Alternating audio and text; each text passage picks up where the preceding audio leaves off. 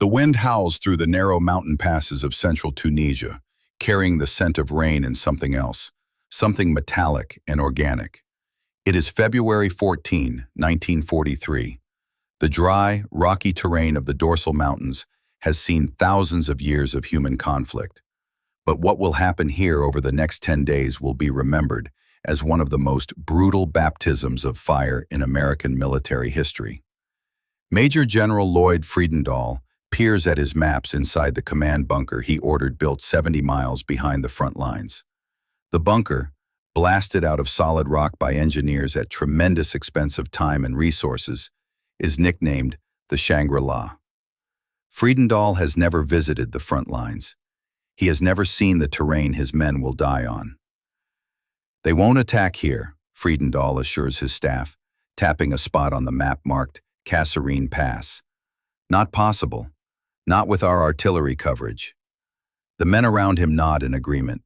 None have visited the front either. None understand the fatal weaknesses in their defensive positions.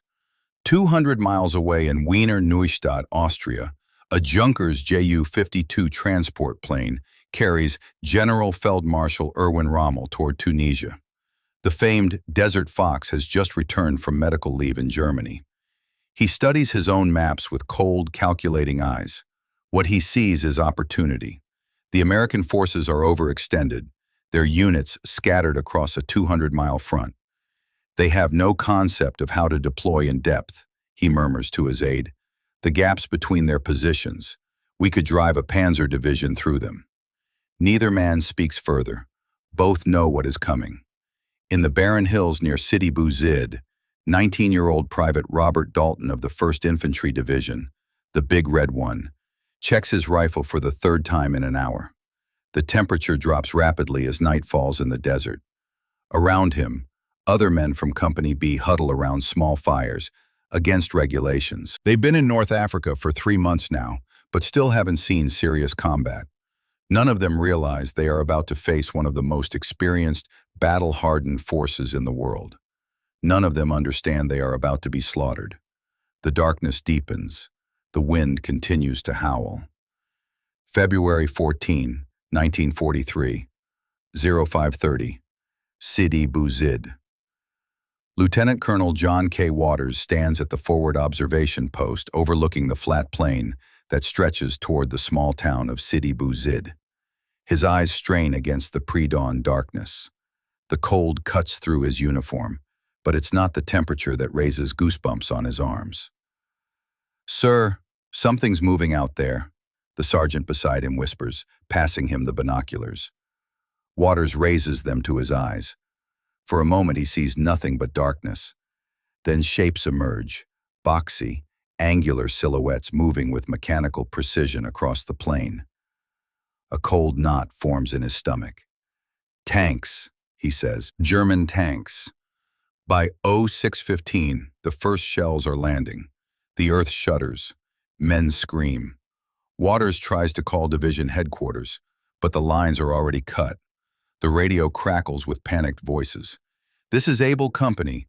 We have panzers approaching from the east. Request immediate artillery support."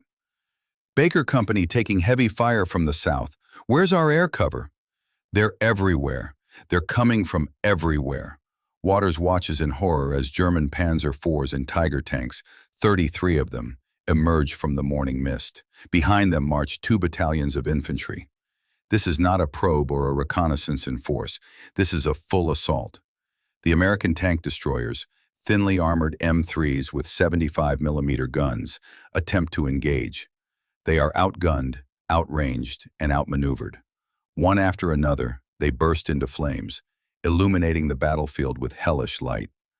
At 0730, the Luftwaffe arrives. Stukas dive from the sky, their sirens wailing like banshees as they release their bombs with surgical precision. The American artillery positions, carefully mapped by German reconnaissance, are obliterated in minutes. By noon, the battle is over. Combat Command A of the U.S. 1st Armored Division has ceased to exist as a fighting unit. 44 tanks destroyed, over 100 other vehicles burning on the plain, nearly 1,500 men dead, wounded, or captured. As Waters is led away as a prisoner, he looks back at the smoking ruins of what had been his command just hours before.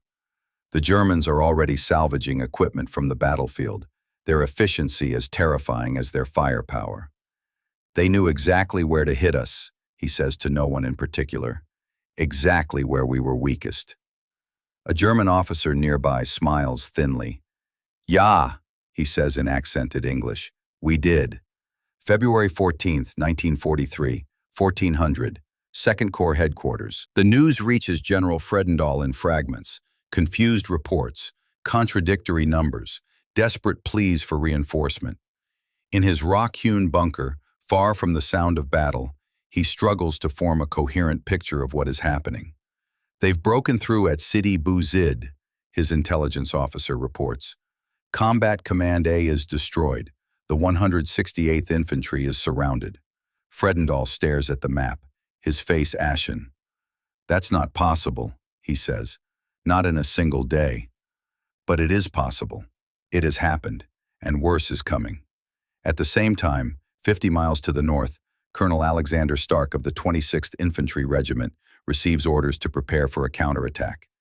His men have been in reserve, away from the initial assault. Now they will be thrown into the breach. "We're to advance towards Sidi Bouzid at dawn," he tells his officers. "Link up with any survivors and push the Germans back." Captain James Alger looks skeptical. "With what support, sir?" "Whatever they can scrape together," Stark answers grimly. "A battalion of tanks from the 1st Armored, some artillery, no air support. The flyboys say the weather will be too bad." The officers exchange glances. They all know what this means. A hasty counterattack, without proper reconnaissance or planning, against a superior force that has already demonstrated its lethality. "Get the men ready," Stark says, ending the discussion. "We move out at 400. That night, as American forces scramble to organize their counterattack, Erwin Rommel arrives at the headquarters of the 10th Panzer Division. General Heinz Ziegler, who commanded the day's successful attack, briefs him on the situation. "The Americans are in disarray," Ziegler reports. "Their command and control has collapsed. They've lost most of their armor. We've taken over 1,000 prisoners." Rommel studies the map, his blue eyes intense. "Good," he says. "Now we drive toward Kasserine. If we can break through there, the entire western flank of the Allied position in Tunisia will collapse." He places his finger on the narrow mountain pass marked Kasserine. "The Americans will try to hold here," he says, "but they won't expect us to move so quickly. We'll hit them before they can organize a proper defense." Outside, the wind picks up, driving sand against the windows of the headquarters building. A storm is coming. February 15th, 1943, 04 o'clock, near Sidi Bouzid. The counterattack is doomed before it begins. In the pre-dawn darkness, American tanks and half-tracks assemble in columns, their engines growling in the cold air. They are a motley force, just 51 medium tanks from the 1st Armored Division, supported by the 26th Infantry Regiment. Lieutenant Colonel James Alger, commanding the tank battalion, has a sick feeling in his stomach. His orders are vague. The intelligence on enemy positions is sketchy at best. There has been no time for proper reconnaissance. "Move out," he orders over the radio. "Standard formation. Keep your intervals." The column lurches forward into the darkness. The infantry follows in their half-tracks, bouncing over the rough terrain. In the distance, they can see the flashes of artillery and the glow of burning vehicles, the remains of yesterday's battle. What they cannot see are the German anti-tank guns, carefully positioned on the high ground to both sides of their approach. What they cannot see are the Tiger tanks, hull down behind ridges, their massive 88mm guns trained on the narrow valley. At 07:15, just as the first rays of sun illuminate the battlefield, the trap is sprung. "Contact front," a tank commander shouts over the radio. "Enemy armor at 11 o'clock. Before anyone can react, the first German shells find their marks. American tanks explode in balls of flame. Men scramble to escape the burning metal coffins, only to be cut down by machine gun fire. Lieutenant Colonel Alger tries to direct his forces to deploy, to find cover, to return fire, But it's too late. His command tank takes a direct hit, killing him instantly. The surviving tanks attempt to maneuver, to fight back, to do anything but die in place. It makes no difference. By 0930, 46 of the 51 American tanks have been destroyed. The infantry, now without armor support, are surrounded and cut to pieces. Major Norman Parsons, one of the few officers to survive, later describes the scene. It wasn't a battle. It was an execution. They let us drive right into their kill zone and then opened up from all sides. We never had a chance. By noon, the counterattack has been annihilated. Another 1,000 Americans are dead or captured. The road to Kasserine Pass lies wide open. In his command bunker, General Fredendall receives the news with stunned disbelief. "We've lost another entire combat command?" he asks, his voice hollow. "Yes, sir," his aide confirms. "And the 168th Infantry Regiment has been cut off. They're completely surrounded." Fredendall slumps in his chair. For the first time, he begins to understand the magnitude of the disaster unfolding under his command. February 16, 1943, 0800, the Dorsal Mountains. The men of the 168th Infantry Regiment have been surrounded for 36 hours. No supplies have reached them. Ammunition is running low. The wounded lie in makeshift aid stations, many without proper medical attention. Lieutenant Colonel Robert Moore assembles his company commanders in the shallow depression that serves as their command post. Artillery shells whistle overhead, exploding among the rocky outcroppings where American soldiers huddle for cover. "Division has ordered us to break out," Moore says, his voice hoarse from shouting orders over the constant bombardment. "We're to head northwest, toward Speba. If we can reach the main road, we might link up with friendly forces." Captain Frank Lewis shakes his head. "Sir, we've got at least a panzer division between us and Speba, and over 100 wounded who can't be moved." Moore's face is grim. "Those are our orders, Captain. We move at nightfall. The wounded." He pauses. "The wounded will have to be left behind with the medical staff. The Germans will take them prisoner." The officers exchange glances. They all know what this means. Many of those left behind will die without proper care. But staying means the entire regiment will be captured or killed. At 2000, under cover of darkness, the breakout begins. Nearly 2,000 men slip from their positions and form columns, moving as quietly as possible through the rocky terrain. For the first hour, it seems they might succeed. The German lines are thinly stretched, with gaps between positions. Then a flare bursts overhead, bathing the landscape in harsh white light. "They've spotted us," someone shouts. Machine guns open fire. Mortars rain down.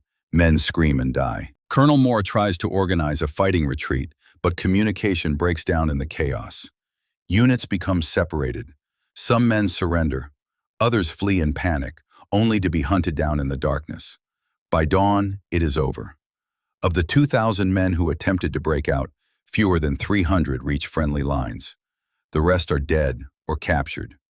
At a German field hospital near Sidi Bou Zid, Major Heinrich Weber supervises the treatment of wounded prisoners. American and German casualties lie side by side on stretchers, their uniforms soaked with blood. "We are overwhelmed," a German medic tells him. "Too many wounded, not enough supplies." Weber nods grimly. "Do what you can. Prioritize those who can be saved." He walks among the wounded, stopping occasionally to speak with the conscious ones. Many of the Americans are barely out of their teens. They stare up at him with shocked, uncomprehending eyes. "Why did they send us here?" one young soldier asks, his voice weak from blood loss. "We weren't ready for this." Weber has no answer for him. February 17, 1943, 10 o'clock, Kasserine Pass. The narrow defile of Kasserine Pass cuts through the Dorsal Mountains, a natural choke point on the road to Algeria. On either side, steep rocky slopes rise hundreds of feet.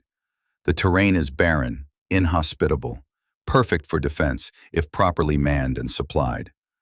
Colonel Alexander Stark surveys the American positions with growing concern. He has been ordered to hold the pass at all costs, but the forces assigned to him are woefully inadequate. the remnants of the 26th Infantry Regiment, a battalion of engineers hastily converted to infantry, and a mixed collection of artillery and anti-tank guns. "We need mines," he tells his executive officer. "Thousands of them. And tank barriers. If Rommel comes through here in force, we'll need every advantage we can get." Engineers work frantically to prepare the defenses, but there is too little time and too few resources. The mines they place are too widely spaced to be effective. The anti-tank guns, mostly towed 37mm weapons, are outranged by the German 88s, and there is no reserve, no second line of defense if the first is breached. At 15:30, German artillery begins to fall on the American positions. The barrage is methodical, precise, the gunners adjusting their fire based on observations from forward spotters who have infiltrated the high ground overlooking the pass. Captain Michael Devers and his company of engineers are dug in on the right flank of the pass. They are not combat troops. Their training focused on building bridges, not fighting battles. But now they clutch rifles and wait for the attack they know is coming. "Keep your heads down," Devers shouts as shells explode around them, showering them with rock fragments and dirt. "Don't return fire until you see infantry." Through his binoculars, Devers watches German armor assembling beyond the range of American guns. Panzer IVs, Tigers, and the dreaded 88mm flak guns that can destroy any American tank with a single shot. Behind them, infantry prepare to advance. "God help us," Devers whispers. The radio crackles. It's Colonel Stark. "All units, prepare for armor assault. Hold your positions at all costs." As the sun begins to set, casting long shadows across the pass, the German attack begins. February 17, 1943, 1745, Kasserine Pass. The German assault on Kasserine Pass begins with a feint. As the light fades, a company of Panzer IVs advances directly into the pass, supported by infantry. American artillery responds, shells falling among the German formations. Several tanks are hit and disabled. For a moment, it seems the defenders might hold. Then the true attack reveals itself. While attention is focused on the frontal assault, elements of the 10th Panzer Division climb the seemingly impassable slopes to the north of the pass. Using Goat Pass identified by Arab guides, they maneuver into position to strike the American flank. Captain Devers is the first to spot them. "Contact north," he shouts into his radio. "Enemy armor on the high ground." But it's too late to reposition. German tanks open fire from elevated positions, their shells plunging down into American foxholes and gun emplacements. The carefully placed defensive positions, designed to repel a frontal attack, are now vulnerable from the side and rear. "Fall back," Colonel Stark orders, recognizing the danger. "All units fall back to secondary positions." But there are no prepared secondary positions. The retreat quickly becomes disorganized. Some units hold their ground, fighting to the last man. Others flee in panic. Captain Devers and his engineers attempt to form a defensive line across the western end of the pass, but they are overwhelmed. German tanks crash through their hastily assembled barriers. Machine guns cut down men as they run. "They're through the pass," someone shouts over the radio. "They're breaking out into the plain." By nightfall, the American defense of Kasserine Pass has collapsed. Colonel Stark is wounded, captured while trying to organize a counterattack. Captain Devers is dead, killed when his command post takes a direct hit from a Tiger tank. The survivors flee westward in disarray, abandoning vehicles, weapons, and equipment in their haste to escape. The road to Algeria and the vital Allied supply bases there lies open. At a captured American position, General Field Marshal Rommel surveys the battlefield. Bodies lie scattered among the rocks. Vehicles burn, sending columns of black smoke into the darkening sky. "How many prisoners?" he asks his aide. "At least 1,000, Herr Feldmarschall, and we've captured over 50 guns, plus supplies and vehicles." Rommel nods, satisfied. "The Americans fight bravely," he observes, "but they have much to learn about war." He points westward. "We continue the advance at first light. There will be nothing to stop us now." But even as he speaks, American forces are regrouping. Reserves are being rushed to the front. The disaster at Kasserine Pass has sent shockwaves through the Allied command structure. Something must be done, and quickly, or Tunisia will be lost. February 18, 1943, 0900, 2nd Corps Headquarters. The atmosphere in General Friedendahl's bunker is one of barely controlled panic. Staff officers rush from one telephone to another. Maps are hastily updated to show the German breakthrough at Kasserine Pass. Reports of American units being overrun arrive with increasing frequency. "Where is the 1st Infantry Division?" Friedendahl demands. "I ordered them to counterattack hours ago." His chief of staff, Colonel Paul McNamee, approaches with a grim expression. "Sir, the 1st is still assembling. They were spread across a 50-mile front. It will take time to concentrate enough force for an effective counterattack." Friedendahl slams his fist on the table. "Time is exactly what we don't have. Rommel is running wild out there." At that moment, a signal officer enters. "Sir, General Eisenhower's on the radio. He wishes to speak with you immediately." The color drains from Friedendahl's face. Supreme Allied Commander Dwight D. Eisenhower has been monitoring the situation from his headquarters in Algiers. The news he has received is alarming enough to demand his personal intervention. "Put him through," Friedendahl says, his voice suddenly subdued. The conversation that follows is brief and one-sided. Eisenhower's voice, crackling over the radio, is cold with fury. "Lloyd, this situation is unacceptable. I'm sending General Patton to assess the situation. Until he arrives, you will concentrate all available forces to stop Rommel's advance. Is that understood?" "Yes, sir," Friedendahl replies, all his earlier bluster gone. "Understood." As he puts down the microphone, he looks at his staff. They avoid his gaze. Everyone in the room knows that Friedendahl's days in command are numbered.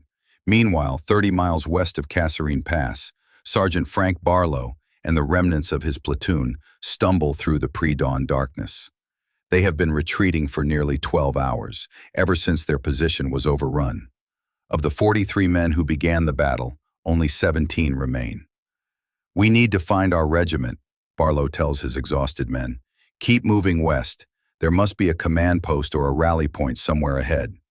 Private Thomas Jenkins, barely 19 years old, sits down suddenly in the middle of the road.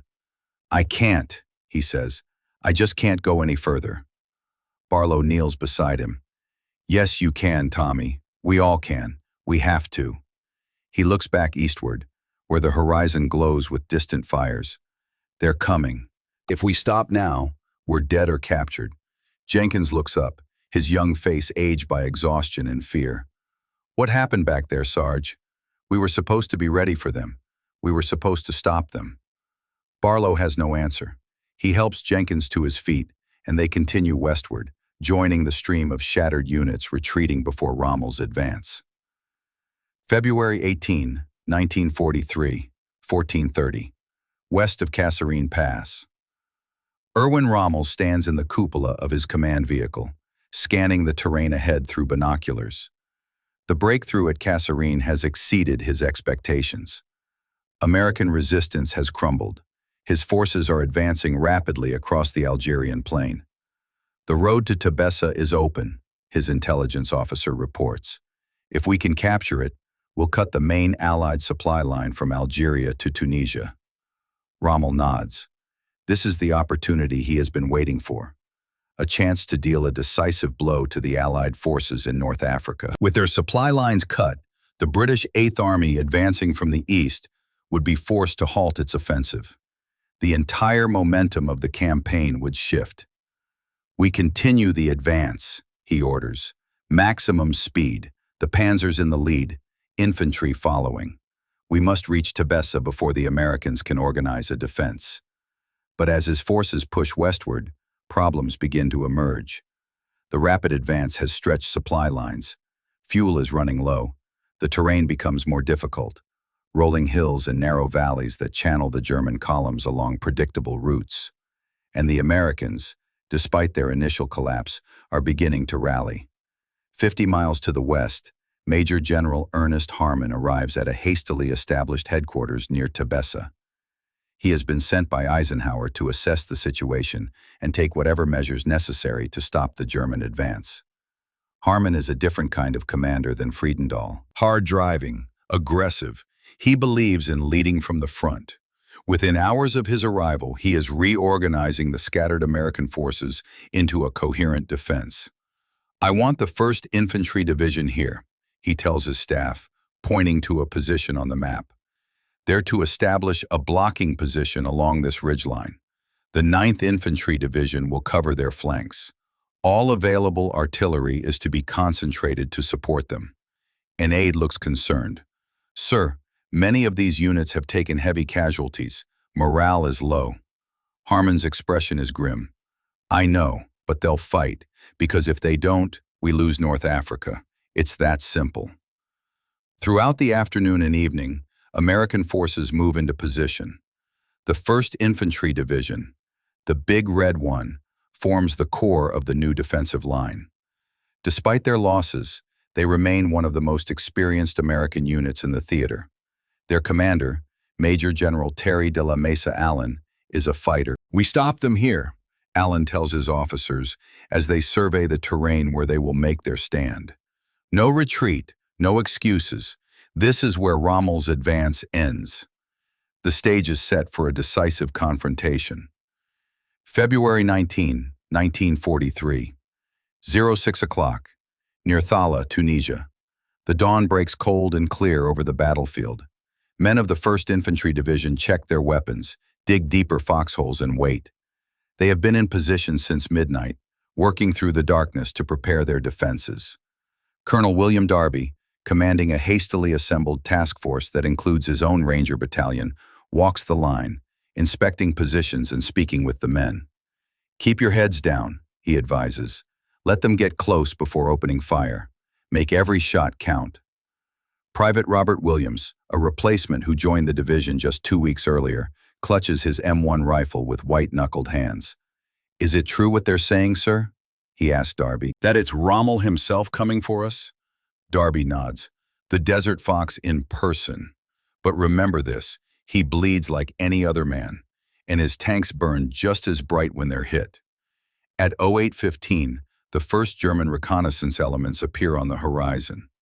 Light armored vehicles probe forward, testing the American lines. Artillery from both sides begins to exchange fire. The battle for Thala, and for control of the campaign in North Africa, is about to begin. Major General Allen observes from a command post on high ground behind the American lines.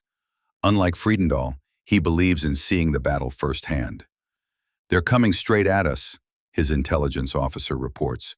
"No attempt at flanking or deception, just a frontal assault." Allen frowns. This is uncharacteristic of Rommel, known for his tactical subtlety. "They must be confident," he says, "or desperate." In fact, it is a bit of both. Rommel's forces have advanced over 50 miles in 3 days, an extraordinary achievement.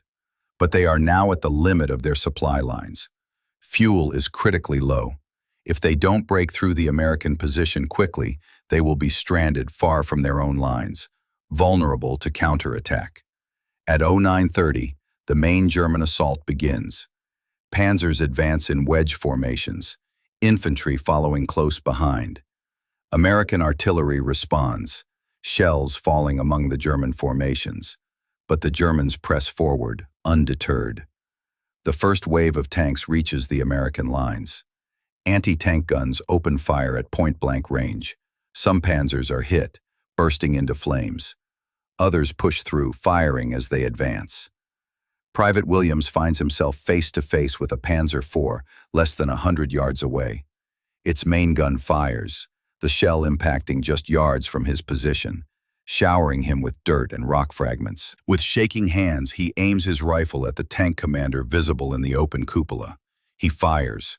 The German slumps, disappearing inside the tank, but the Panzer continues to advance, machine guns blazing. All along the line, similar dramas play out. American infantry engage German tanks with whatever weapons they have, rifles, grenades, even improvised explosives.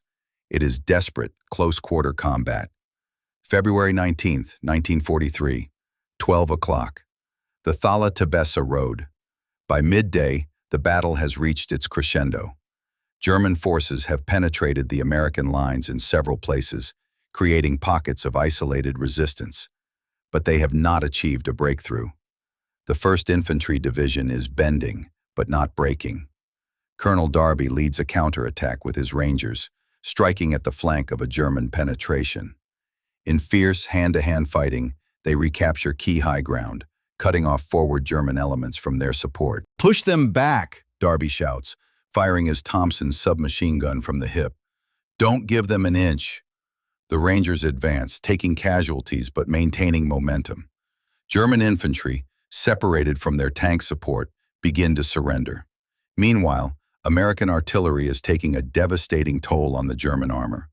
Concentrated fire from over 100 guns, hastily assembled from all available units, creates a wall of steel through which the panzers cannot pass.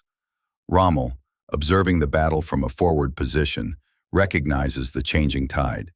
His forces have suffered heavy losses. Fuel reserves are critically low, and intelligence reports indicate that fresh American reinforcements are arriving hourly. At 14:45, he makes the difficult decision to break off the attack. "We've achieved all that is possible with the resources at hand," he tells his staff.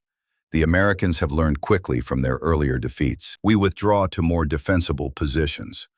The German forces begin a fighting retreat, taking their wounded and as much equipment as possible. It is an orderly withdrawal, conducted with the professional discipline that has made the Afrika Korps one of the most respected fighting forces in the world. By nightfall, the immediate crisis has passed. The American line has held. Rommel's advance has been stopped. In his command post, Major General Allen receives reports from the front. Casualties have been heavy, over 1,000 men killed, wounded, or missing. But the 1st Infantry Division has accomplished its mission. "They did it," he tells his staff. "Those boys stood their ground against the best the Germans have.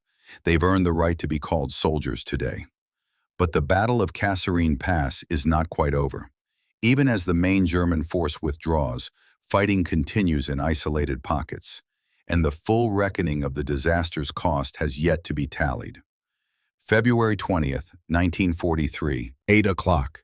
American Field Hospital near Tebessa. The field hospital is overwhelmed. Hundreds of wounded men lie on stretchers in the main treatment area, and in tents hastily erected outside. Medical staff work without rest, performing emergency surgeries, changing bandages, administering morphine to those in pain. Captain Sarah Mitchell, an Army nurse, has been on duty for 36 hours straight. Her uniform is stained with blood. Her eyes are red from exhaustion. But she continues to move from patient to patient, offering what comfort she can. "Water," a wounded soldier gasps, reaching out with a bandaged hand. "Please." Mitchell helps him drink, supporting his head. "Easy now," she says. Small sips. The soldier, little more than a boy really, has lost his left leg below the knee. Shrapnel wounds cover the right side of his body. His dog tags identify him as Private Thomas Jenkins, 26th Infantry Regiment. "Did we stop them?" Jenkins asks, his voice weak. "Did we hold the line?" "Yes," Mitchell tells him, though in truth she knows little of the battle's outcome. The wounded have been arriving in such numbers that news from the front is sporadic and often contradictory. "You did your job, now rest." In another part of the hospital, Major William Harrison, a surgeon, performs his 14th consecutive amputation. The patient is unconscious, thankfully. So many of them scream when they wake to find limbs gone. "Another one done," Harrison says to the nurse assisting him. "Next." There is always a next. The flow of wounded seems endless. Many will die despite the doctor's best efforts. Others will live with permanent disabilities. The human cost of the battle is etched on every face in the hospital. Meanwhile, at 2nd Corps headquarters, the process of accounting for the disaster begins. Staff officers compile lists of casualties, lost equipment, and prisoners taken by the Germans. The numbers are staggering. Current estimates put our losses at over 6,000 men, Colonel McNamee reports to General Fredendall. More than 1,200 killed, 2,500 wounded, and at least 2,300 taken prisoner. Fredendall stares at the report, his face ashen. And equipment? 183 tanks destroyed or captured, over 200 other vehicles, 98 artillery pieces, thousands of small arms, ammunition dumps, fuel stores, food supplies, the list goes on. It is by any measure a catastrophe, the worst defeat American forces have suffered since the Civil War. But amid the wreckage, there are signs of hope. The line has held at Thala. Rommel's advance has been checked, and valuable, if brutally harsh, lessons have been learned. General Eisenhower is arriving tomorrow, McNamee informs Fredendall. He wants a full briefing on the situation. Fredendall nods, understanding what this means. His command of 2 corps is about to end. February 21st, 1943, 10 o'clock, 2 Corps headquarters. The staff car carrying General Dwight D. Eisenhower arrives precisely at 10. The Supreme Allied commander steps out, his face grim. He returns salutes perfunctorily and proceeds directly into the headquarters building. The meeting that follows is closed to all but the most senior officers. No official record is kept, but those waiting outside can hear Eisenhower's voice rising in anger as he reviews the events of the past week. This should never have happened, he is heard to say. The men deserved better leadership than this. When Eisenhower emerges 2 hours later, his decision has been made. General Fredendall will be relieved of command and sent back to the United States. General George S. Patton will assume command of 2 Corps, with orders to rebuild it into an effective fighting force. Changes will be made at every level, Eisenhower tells the assembled staff. The disaster at Kasserine Pass must never be repeated. Among those changes will be a complete overhaul of American training, tactics, and equipment. The hard lessons learned in the mountains of Tunisia will shape the U.S. Army for the remainder of the war. Meanwhile, the grim work of recovering the dead continues. Burial details move across the battlefields, collecting bodies for interment in temporary cemeteries. Many will never be found, their remains lost in the rugged terrain or buried in unmarked graves by the advancing Germans. Lieutenant James Wilson leads one such detail near Kasserine Pass. The smell of death is overwhelming in the February heat. Bodies have begun to decompose. Some have been partially consumed by animals. Check for dog tags, Wilson instructs his men. We need to identify as many as possible. Private Henry Clark, a replacement who arrived just after the battle, retches at the sight of a corpse that has been run over by tanks, ground into the rocky soil. Jesus Christ, he gasps. You get used to it, an older soldier tells him, though his own face is gray with disgust. After a while, you don't even smell it anymore. But that is a lie. No one gets used to this. No one forgets the sight or the smell. The men who survive Kasserine Pass will carry its horrors with them for the rest of their lives. By nightfall, over 500 bodies have been recovered and identified. Hundreds more remain missing, presumed dead or captured. The full toll may never be known with certainty. In a field hospital near Tebessa, Private Thomas Jenkins lies awake, staring at the canvas ceiling of the tent. The morphine has worn off, and the pain in his amputated leg is excruciating. But it is not the physical pain that keeps him from sleep. They came right through us, he whispers to the darkness, like we weren't even there. The battle for North Africa is far from over. But for Jenkins, and for thousands like him, the war has already exacted its terrible price. February 22, 1943, 07 o'clock. German Field Headquarters near Spiba. Erwin Rommel reviews the results of the Kasserine offensive with his staff. Despite the initial breakthrough and the heavy casualties inflicted on American forces, the strategic situation remains largely unchanged. The Allies still hold Tunisia. The vital supply routes from Algeria remain open. We have bloodied them, Rommel acknowledges, but not broken them. And now they will be more cautious, better prepared. His chief of staff, General Alfred Gauss, points out the losses their own forces have sustained. The 10th Panzer Division is down to less than 50 operational tanks. Fuel remains critically short, and we have intelligence that Patton has taken command of the American II Corps. Rommel knows Patton by reputation. Aggressive, determined, tactically skilled. The kind of commander who learns quickly from mistakes, both his own and others. The easy victories are behind us, Rommel tells his officers. From now on, every yard of ground will be paid for in blood. As he speaks, German medical staff are treating their own wounded. The Afrika Korps has suffered too. Over 2,000 casualties in the week of fighting. Tanks and vehicles damaged in the battle are being repaired where possible, or cannibalized for parts when not. Hauptmann Karl Müller, a panzer commander who led the initial breakthrough at Kasserine Pass, visits his men in the field hospital. 6 of his 12 tank crew are wounded. 3 others are dead. "How are you feeling, Schmidt?" he asks a young radio man whose arm has been amputated at the shoulder. "Ready to return to duty, Herr Hauptmann," Schmidt replies with forced cheerfulness. Both men know he will never serve in a tank again. Müller moves from bed to bed, speaking with each of his wounded men. He feels responsible for them, for their injuries, for the comrades they have lost. This is the burden of command, one that officers on both sides of the conflict bear. Later that day, Müller writes letters to the families of his dead crewmen. The letters are formal, respectful, full of praise for the men's courage and service to the fatherland. They say nothing of the reality, the screams as flames filled the tank's interior, the futile efforts to extract burning men from the metal coffin. They died as heroes, Müller writes, knowing it is both true and a terrible lie. There is nothing heroic about burning to death in a panzer. But what else can he tell their families? As the sun sets over the Tunisian mountains, both armies lick their wounds and prepare for the battles to come.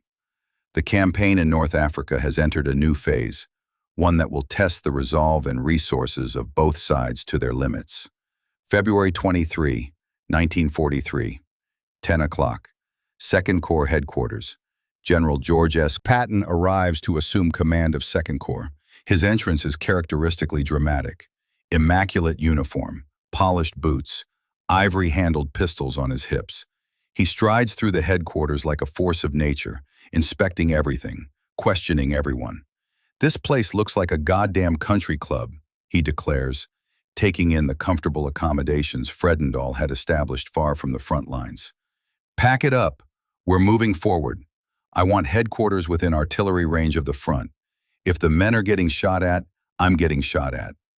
The staff officers exchange glances. This is a very different type of commander than they are used to. Patton's first order of business is to review the situation maps, understanding exactly where American and German forces are deployed. His second is to visit the frontline units, especially the badly mauled 1st Infantry Division. He finds them still in defensive positions near Thala, their ranks thinned by casualties, equipment missing or damaged, but morale surprisingly intact. The men of the Big Red One have taken Rommel's best punch and are still standing. "You men have been through hell," Patton tells a gathering of officers and NCOs, "but that's over now. From this point forward, we're taking the fight to the Germans. We're going to hit them and keep hitting them until they break." Among those listening is Sergeant Frank Barlow, one of the few survivors from his original platoon. His uniform is still stained with blood, some his own, some from comrades he tried to save. His eyes are hollow with exhaustion and the horrors he has witnessed. "Can we really beat them, sir?" he asks when Patton opens the floor for questions. "The Germans, I mean. They seemed unstoppable." Patton fixes him with a steely gaze. "Sergeant, there isn't a German born who can outfight an American." What happened at Kasserine wasn't about fighting ability. It was about leadership, training, and tactics, all things we can and will fix. He pauses, then adds, "The Germans are good, I'll give them that, but we're going to be better." It is a bold claim, but something in Patton's demeanor, his absolute confidence, his unshakable will, makes it believable. For the first time since the disaster began, Barlow feels a spark of hope. That same day, General Omar Bradley arrives to take command of the 1st Infantry Division. Like Patton, he immediately sets about reorganizing and reinvigorating his forces. "We rebuild starting now," he tells his staff. Full combat readiness in 2 weeks. I want every man retrained, every weapon checked, every vehicle operational. It is an ambitious timeline, but the urgency is real. The campaign for Tunisia hangs in the balance. If the Americans cannot recover quickly from the Kasserine disaster, the entire Allied position in North Africa could collapse. February 24, 1943, prisoner of war camp near Tunis. The German prisoner of war camp near Tunis holds over 2,000 Americans captured during the Kasserine fighting. Conditions are grim, overcrowded, with minimal food and medical care. Men sleep on bare ground, exposed to the elements. Dysentery and other diseases run rampant. Captain John Reynolds, formerly of the 168th Infantry Regiment, has emerged as an informal leader among the prisoners. A natural organizer, he works to maintain discipline and morale, allocating the meager supplies as fairly as possible, caring for the sick and wounded with limited resources. Form details of 6 men each, he instructs a group of sergeants. Rotate duties, water collection, food distribution, latrine maintenance, sick care. Everyone works, even the officers. The camp is guarded by a mix of German and Italian troops. The Germans are professional, generally correct in their treatment of prisoners. The Italians are more erratic, some kind, others casually brutal. Keep your heads down and follow the rules, Reynolds advises the men. No heroics, no escape attempts. Not yet. We need time to organize, to gather intelligence. But some are already planning to escape. Lieutenant William Shields and 3 others have been observing the guard rotations, noting patterns and weaknesses. They have begun stockpiling food, saving small amounts from each day's rations. The wire is weakest on the north side, Shields tells his co-conspirators in whispers, and there's a 10-minute gap between guard patrols at around 0200. If we time it right, we can be half a mile away before they notice we're gone. Reynolds discovers their plan and confronts Shields privately.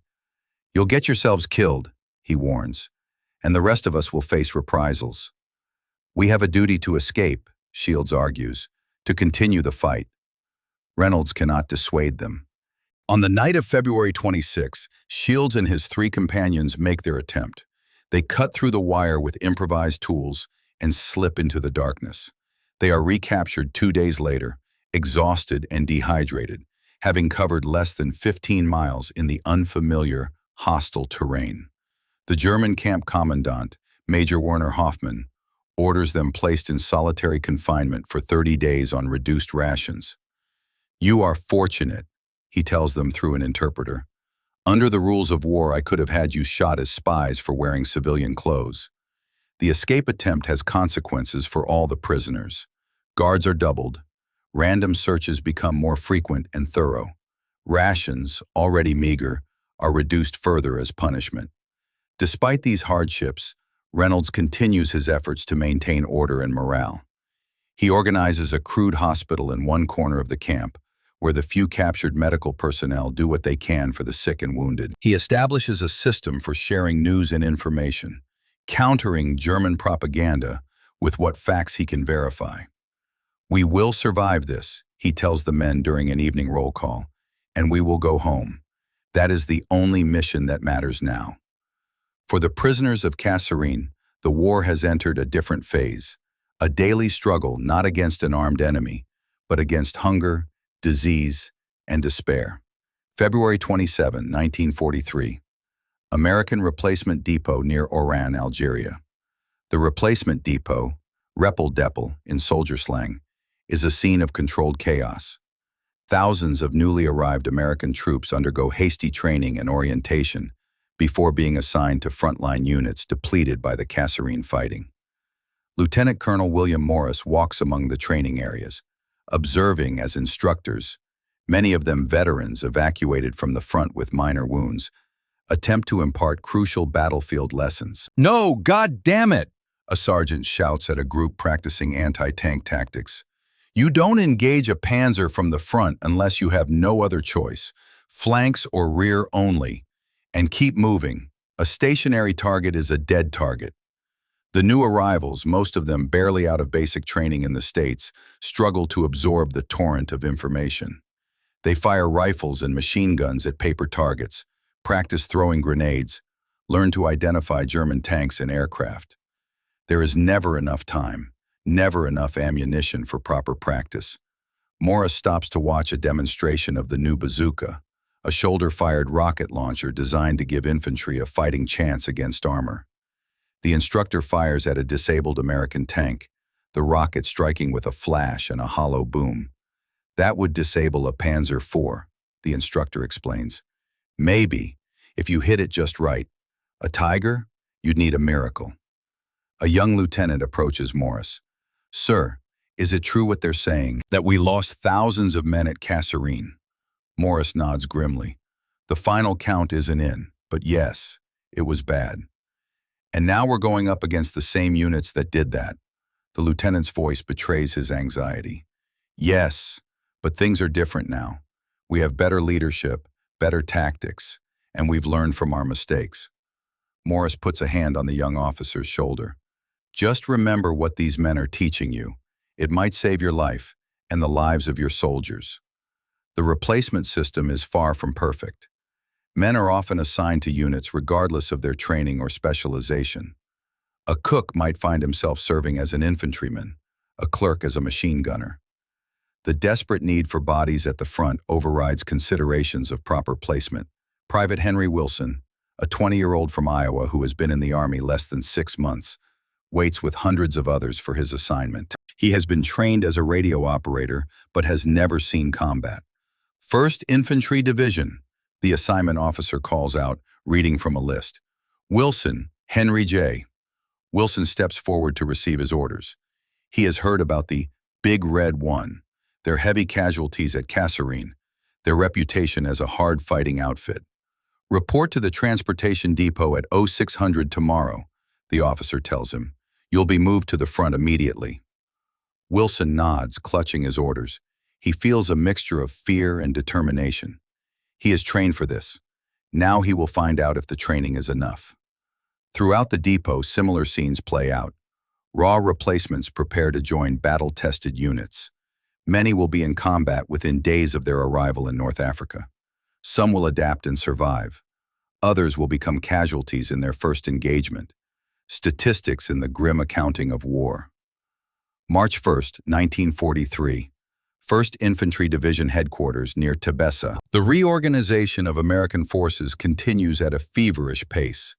Under Patton's aggressive leadership and Bradley's methodical attention to detail, the units shattered at Kasserine are being rebuilt into a more effective fighting force. Major General Bradley reviews reports from his subordinate commanders.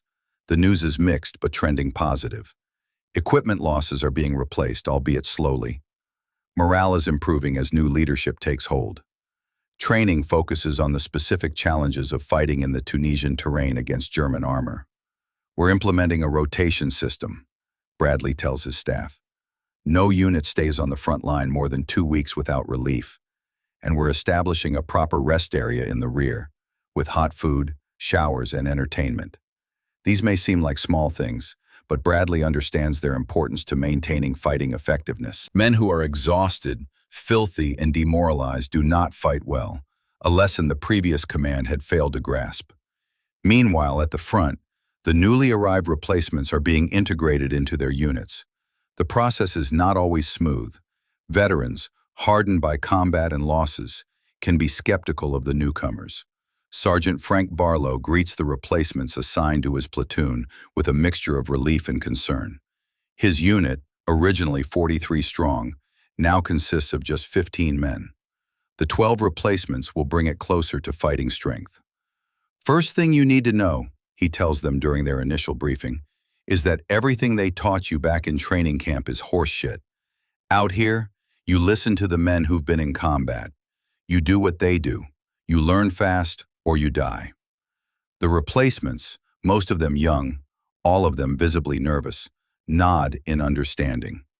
They have heard stories about Kasserine. They know they are joining a unit that has faced the worst the Germans can throw at them. Second thing, Barlow continues, is that we take care of our own. No man gets left behind, not if there's any way to bring him out. We fight as a unit. We survive as a unit.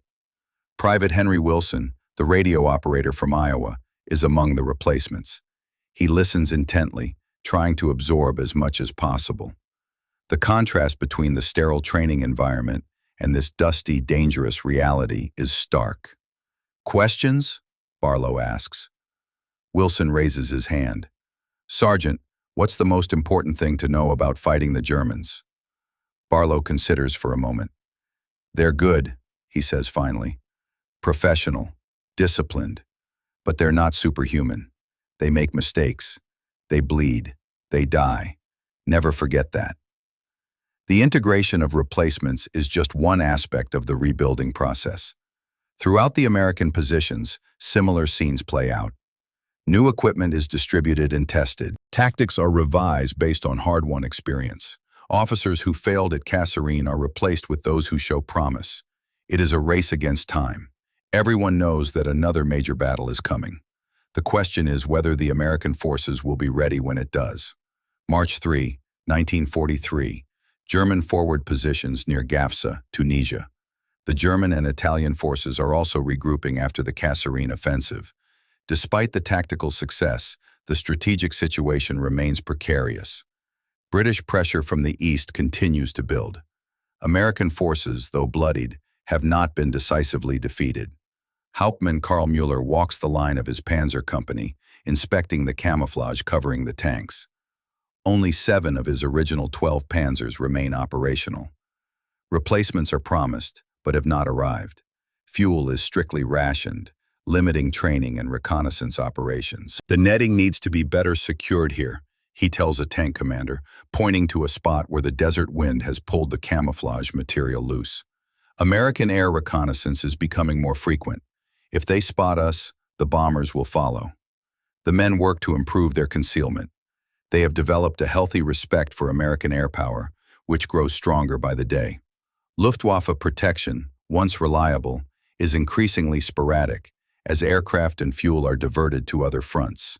Later, Müller meets with other company commanders at battalion headquarters. The mood is somber. Despite the victory at Kasserine, there is a growing realization among the officers that the campaign in North Africa is approaching a crisis point. Reinforcements from Italy have been delayed again, the battalion commander informs them. Supply ships are being sunk at an increasing rate. We must economize on ammunition and fuel until the situation improves. This is not new. The German forces in Africa have been operating under supply constraints for months, but the situation is deteriorating. The vice of Allied air and naval power is tightening around the Axis forces in Tunisia. "What about the Americans?" another officer asks. "Will they attack soon?" The intelligence officer responds with a situation update. "We believe they are reorganizing under new leadership. Patton has taken command of their 2nd Corps. They are receiving reinforcements and replacement equipment. Muller knows Patton by reputation. Aggressive, ruthless, effective. So they will attack," he says. "Yes," the intelligence officer confirms, "but not immediately. They will need time to recover from Kasserine, perhaps 2 to 3 weeks. 3 weeks. Muller mentally calculates what can be accomplished in that time. Repairs to damaged tanks, limited training for replacement crews, improvement of defensive positions. It is not enough, not nearly enough, but it is all they have.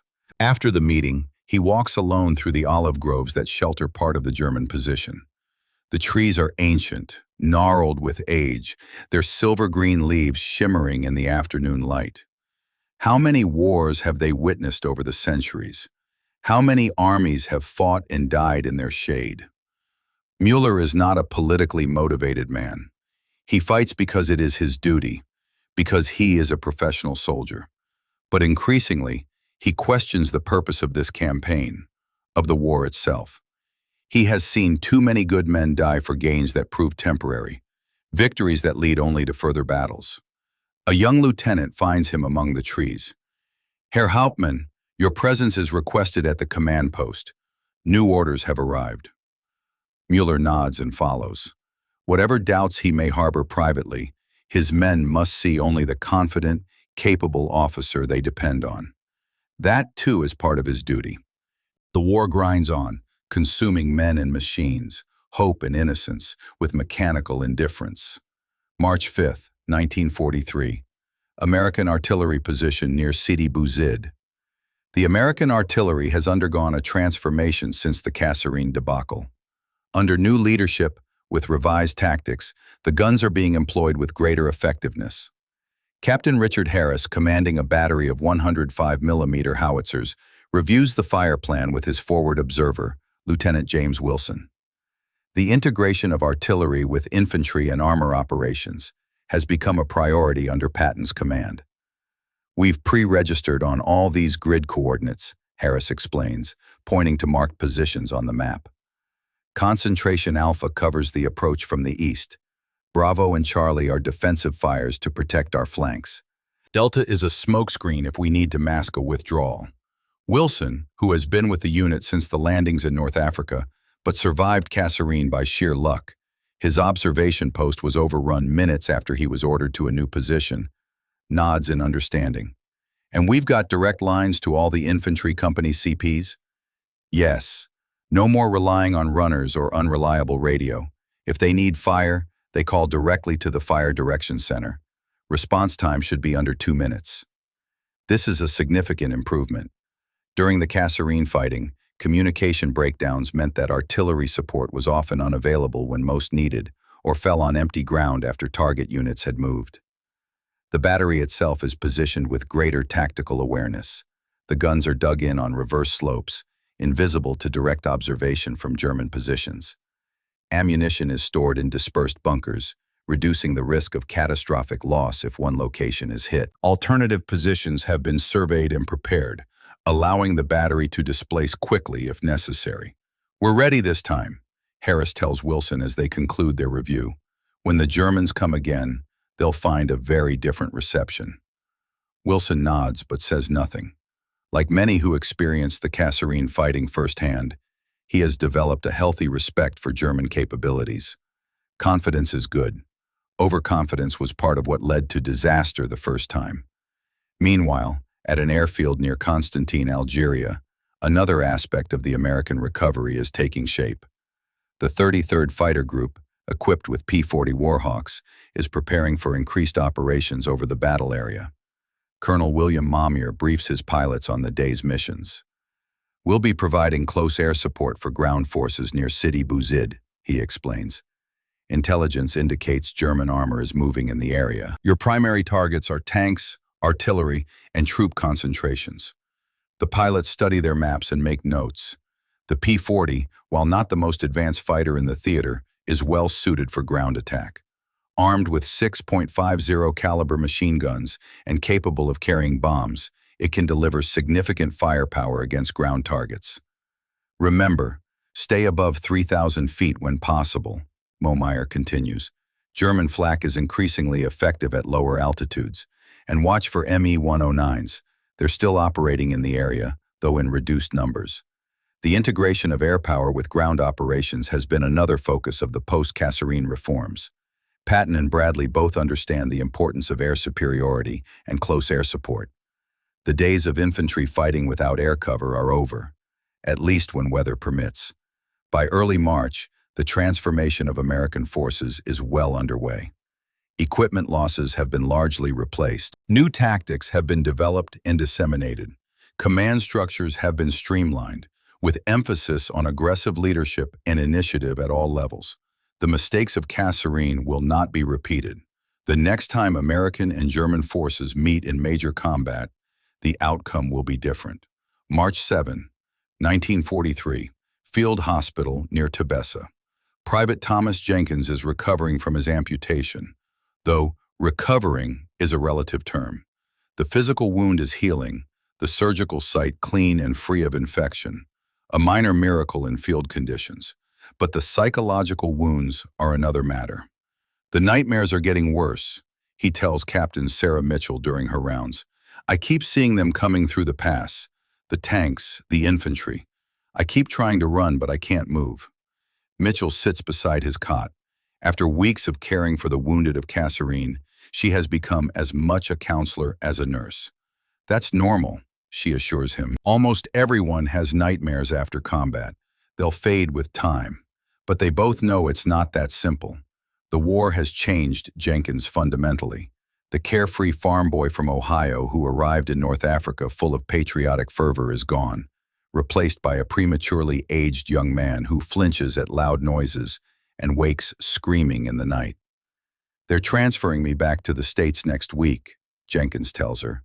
"The doctors say I'll get a prosthetic leg at Walter Reed, then a medical discharge." "That's good news," Mitchell says, trying to sound upbeat. "You'll be home before you know it." Jenkins looks away. "How do I go home like this? How do I explain to my family, to my girl, what happened over here? They won't understand. They can't." Mitchell has no answer for him. How could anyone who hasn't experienced it understand the reality of war? Not the sanitized version presented in newsreels and newspapers, but the actual horror of it. The sights, sounds, and smells of violent death. The mixture of boredom and terror. The bonds formed with men who die before you learn their middle names. "Take it one day at a time," she advises finally. "And remember, you're not alone. Thousands of men are going through the same thing." It is small comfort, but it is all she has to offer. In another ward, Lieutenant Colonel John Waters, son-in-law of General Patton, and one of the senior officers captured during the early phase of the Kasserine battle, is recovering from wounds sustained during his captivity. Unlike most prisoners, he has been repatriated under a medical exchange agreement negotiated through neutral channels. Waters provides valuable intelligence about German forces, their disposition, and conditions in the POW camps. But perhaps more importantly, he brings a first-hand account of the enemy's perspective. "They're professional, skilled, and confident," he tells the intelligence officers who debrief him. "But they're not invincible. They have serious supply problems. Fuel, ammunition, even food is strictly rationed. And they know they're fighting against time. They can see the noose tightening around Tunisia." This information reinforces what aerial reconnaissance and other intelligence sources have indicated, that despite the victory at Kasserine, the strategic situation for Axis forces in North Africa is deteriorating. The defeat of the Italian and German armies in Tunisia is no longer a question of if, but when.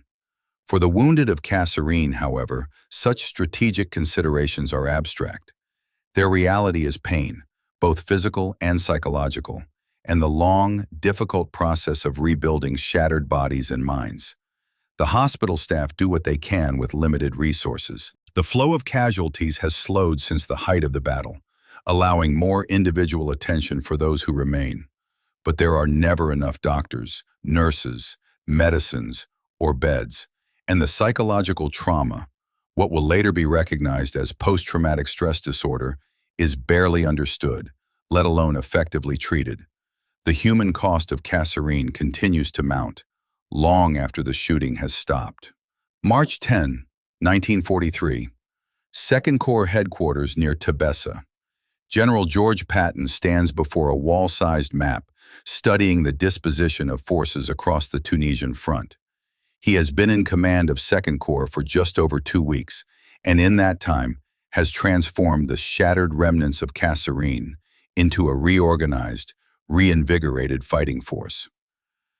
"The time has come to take the offensive," he tells his assembled staff officers. "We've licked our wounds long enough. Now we hit back." The plan he outlines is characteristically bold, a two-pronged attack with the main effort against Gafsa and El Ghoutar, aimed at splitting the German and Italian forces and driving them back toward the coast. The 1st Infantry Division, now under Bradley's command, will spearhead the assault. "We attack on March 17th, Patton announces. "That gives us 1 week for final preparations." The date is significant, St. Patrick's Day. Patton, always conscious of the psychological aspects of warfare, understands the value of such symbolism. The men, many of Irish descent, will see it as a good omen.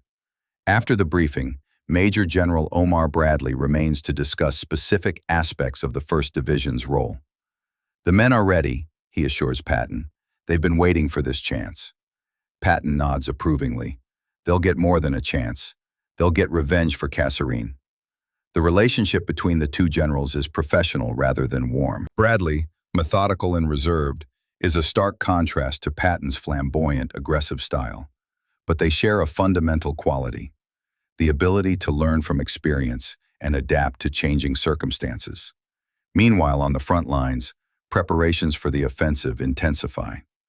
Units conduct small-scale raids and patrols, gathering intelligence and keeping pressure on German outposts. Artillery forward observers survey target areas, registering coordinates for pre-planned fire missions. Engineers clear minefields and improve roads that will be crucial for the advance. Sergeant Frank Barlow leads a nighttime patrol into no man's land between American and German positions. With him are 8 men, including Private Henry Wilson, the radio operator who joined the unit as a replacement after Kasserine. "Stay low and quiet," Barlow whispers as they move through the darkness. "We're looking for information. German positions, strength, equipment. No heroics, no unnecessary contact." Wilson, carrying the radio on his back, follows close behind. Despite his limited combat experience, he has adapted well to frontline conditions. His technical skills with the radio have proven valuable, and he has earned a measure of respect from the veterans. The patrol advances slowly through rocky terrain, using natural cover to avoid detection. Twice they freeze in place as German patrols pass nearby. Near the German lines, they observe a reinforced outpost, machine gun positions, barbed wire, what appears to be a mortar emplacement. Barlow makes mental notes of everything they see. This information, combined with that gathered by other patrols, will help build the intelligence picture needed for the upcoming offensive. On the return journey, they encounter a German patrol. The meeting is unexpected, both groups stumbling upon each other in the darkness. There is a brief, violent exchange of fire. Wilson finds himself firing his rifle for the first time in combat, the muzzle flash temporarily blinding him. When the firing stops, 2 Germans are dead. One American, Private Thomas Mackenzie, a veteran of Kasserine, is seriously wounded, shot through the abdomen. "Radio for a medical team to meet us at the lines," Barlow orders Wilson. Then to the others, "Let's get Mackenzie out of here. Move." They improvise a stretcher from rifles and jackets, carrying their wounded comrade back toward American lines. Behind them, flares illuminate the battlefield as the Germans respond to the contact. Machine gun fire kicks up dirt around them as they run, bent low, towards safety. They make it back, though Mackenzie dies of his wounds before reaching the aid station. It is a harsh reminder of the cost of war, even in small-scale actions like this patrol.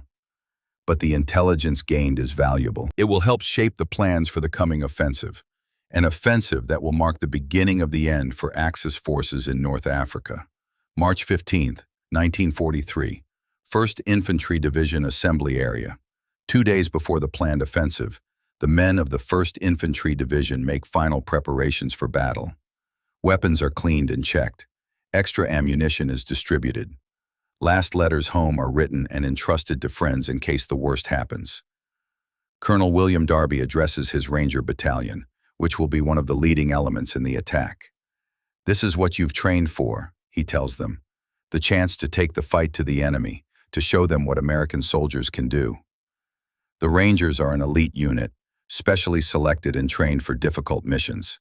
Many of them fought at Kasserine, and they carry the memory of that defeat as a burning motivation for the coming battle. "We hit them hard and fast," Darby continues. "No hesitation, no mercy.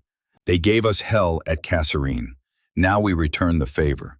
The men respond with grim determination. They have a score to settle, both for themselves and for their fallen comrades. Elsewhere in the assembly area, tank crews of the 1st Armored Division prepare their vehicles. Lessons from Kasserine have been applied to armor tactics. No longer will American tanks advance unsupported into the teeth of German anti-tank guns. Instead, they will work in close cooperation with infantry and artillery, using terrain for cover, avoiding frontal assaults against prepared positions. Captain Michael Reynolds, a tank company commander, briefs his platoon leaders on the upcoming operation. "Remember, we support the infantry," he emphasizes. "We don't run ahead of them. We don't expose ourselves unnecessarily. We fight smart, not just hard." The reorganization of American forces since Kasserine has been comprehensive. not just in equipment and tactics, but in the fundamental approach to warfare. The naive optimism that characterized the early days of the North African campaign has been replaced by a more realistic, professional attitude. As night falls, General Bradley tours the assembly areas, speaking with officers and enlisted men alike. His calm, thoughtful manner contrasts with Patton's theatrics, but in its way, it is equally effective at building confidence. "Get some rest," he advises the men. "Tomorrow will be a busy day." Few can sleep, however. The tension before battle is too great. Men talk in low voices, smoke cigarettes, clean already spotless weapons, anything to occupy hands and minds. Private Henry Wilson sits with his squad, listening as veterans tell stories of previous engagements. Some are clearly exaggerated, others grimly realistic. All contain lessons for those willing to hear them. "The thing about the Germans," a staff sergeant named Murphy explains, "is they're predictable. They fight by the book. Good book, mind you, but still a book. If you can disrupt their plan, get them improvising, that's when you have an advantage." Wilson absorbs this and other bits of battlefield wisdom. He has been in combat, briefly, during the patrol that cost Mackenzie his life, but a full-scale offensive will be a different experience entirely. "You'll be fine," Sergeant Barlow tells him, sensing his anxiety. "Stay close, do your job, remember your training, and pray, if you're the praying type." Wilson nods. He is indeed the praying type, and as the night deepens toward the early hours of March 16, he silently asks for courage, for steady hands, for the safety of his comrades, and for victory. The first phase of the offensive will begin at dawn. The 1st Infantry Division, along with elements of the 1st Armored Division, will advance toward Gafsa, a key transportation hub currently held by Italian forces. If all goes as planned, they will secure the town by nightfall, positioning themselves for the push toward El Ghoutar and the more formidable German defenses beyond. No one has any illusions about the difficulty of what lies ahead. The enemy is well entrenched, experienced, and still dangerous despite their supply problems. But the Americans are no longer the untested, poorly led force that was shattered at Kasserine Pass. They have been transformed by that crucible, hardened and educated in the harshest possible school. As Wilson finally drifts into uneasy sleep, the last sound he hears is the distant rumble of artillery, American guns conducting harassing fire on suspected enemy positions, a prelude to the storm that will break in just a few hours. March 16, 1943, 0530, near Gafsa. The pre-dawn darkness is shattered by the roar of hundreds of artillery pieces firing in coordinated sequence. The ground trembles. The air itself seems to vibrate with the concussion of shell bursts. Operation WWII, the unfortunately named first phase of the American counteroffensive, has begun. From his position with the forward elements of the 26th Infantry Regiment, Sergeant Frank Barlow watches the artillery barrage pound Italian positions around Gafsa. The flashes illuminate the landscape in strobing bursts, revealing glimpses of the terrain they will soon be advancing across. Rocky, undulating ground with minimal cover. "That's more like it," mutters Private Cooper, a BAR gunner who survived Kasserine, giving them a taste of their own medicine. Barlow nods but says nothing. He knows that artillery, while impressive, rarely decides battles on its own. Soon enough, they will be advancing into enemy fire, testing whether the lessons of Kasserine have truly been learned. At 06:15, the order comes to advance. The men move forward in extended formation, maintaining proper intervals, using what cover the terrain provides. Behind them, tanks of the 1st Armored Division provide support, their main guns engaging targets of opportunity. Private Henry Wilson moves with his squad, the radio on his back a heavy but vital burden. His role is crucial, maintaining communication between the company command and battalion headquarters, calling in artillery support when needed. The initial resistance is lighter than expected. The Italian defenders, already demoralized by supply shortages and the knowledge they have been left to face the American assault while German forces conserve their strength elsewhere, put up only sporadic resistance. By mid-morning, American forces have secured the outskirts of Gafsa. Street fighting follows, tense, close-quarters combat through narrow alleys and among stone buildings. But the outcome is never really in doubt. By early afternoon, the last organized resistance collapses. Hundreds of Italian soldiers surrender, many seeming almost relieved that their part in the war is over. "That was too easy," Captain James Reynolds comments, as his company secures their assigned sector of the town. "The real fight will come when we hit the Germans." He is right. The capture of Gafsa, while a successful first step, is merely a prelude. Intelligence indicates that German forces are heavily entrenched around El Guitar, some 15 miles to the east. That is where the true test will come. As night falls, American forces consolidate their positions, prepare defenses against possible counterattack, and rest as much as possible before the next phase of the offensive. The mood is cautiously optimistic. The operation has gone according to plan. Casualties have been light. The specter of Kasserine is beginning to recede. For Sergeant Barlow, the day has brought a measure of satisfaction. His men performed well, maintaining discipline under fire, executing their training as they should. Only one casualty in his platoon, Private Davis, wounded by mortar fragments but expected to recover. "Get some sleep," he tells his squad as they settle into their assigned positions for the night. "Tomorrow will be harder." No one argues with this assessment. They have faced Italians today. Tomorrow, they will face Germans. March 17, 1943, 0800, El Guitar Valley. St. Patrick's Day dawns clear and cool in the mountains of central Tunisia. The 1st Infantry Division, having secured Gafsa the previous day, now advances toward El Guitar, where intelligence indicates the main German defensive line is established. Colonel William Darby's Rangers are in the lead, moving through the difficult terrain with the skill that has made them an elite unit. Behind them comes the main body of the 1st Infantry, with the 1st Armored providing mobile support. The Americans advance cautiously, aware that they are moving into a potential killing ground. The El Guitar Valley is perfect for defense. High ground on both sides, limited approach routes, excellent fields of fire for pre-sighted artillery and heavy weapons. At 0945, the first German resistance is encountered. Machine gun fire erupts from concealed positions on the ridge lines overlooking the valley. Mortar shells begin to fall among the advancing American units. "Contact front and flanks!" The call goes out over the radio. "Enemy positions on high ground, coordinates 517389.